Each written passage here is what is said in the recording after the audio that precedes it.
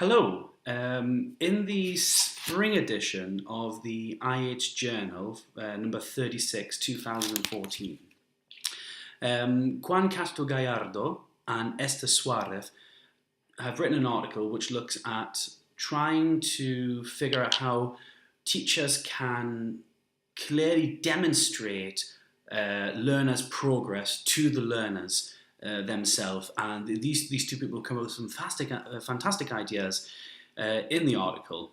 And I think it's a very important topic in English language teaching and language teaching for different languages. And it's something that we as teachers should perhaps put a bit more focus on and a bit more effort into. There's nothing worse than a learner coming to a course and indeed they learn things, but the learner might have the feeling that they're not progressing because their progress isn't being demonstrated to them, and perhaps a teacher isn't sharing with the learners all the ideas and progress development ideas that the teacher has, which a teacher often contains in their lesson plans and course plans, but perhaps doesn't always share with the learners participating in a course.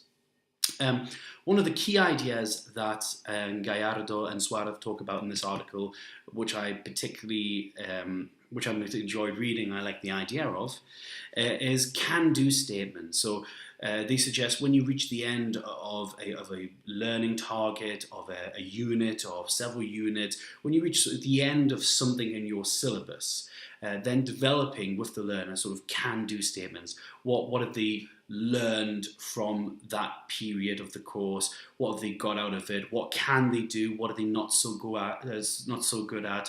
What do they need to improve on? So I think that's a really nice idea. 9 times out of 10, you probably will end up with most learners saying, well, I can do this, I can do that, and you really demonstrated them what they've achieved in that part of the course. The next thing that they look at is vocabulary. Now, vocabulary is a core part of most lessons, and new vocabulary is dealt with throughout a course. And there probably are a lot of teachers out there who do a lot to show learners what new vocabulary they've gained during a course or during a unit, but there probably is just as many who assume that the learners go home, learn the vocabulary, and assume that they understand that their vocabulary bank is increasing. However, there's a lot of learners might not do that, and I think there's a number of ways we can demonstrate to learners how their vocabulary of the language has increased. One simple way that Gallardo and Suarez talk about in their article is at the end of a unit or a part of the syllabus, putting up a table on the whiteboard or as a worksheet and getting learners to brainstorm as many new words that they've learned during that cycle of learning onto their worksheet, onto the whiteboard. And that really, again, demonstrates to the learners what they've achieved in terms of Lexis during the course.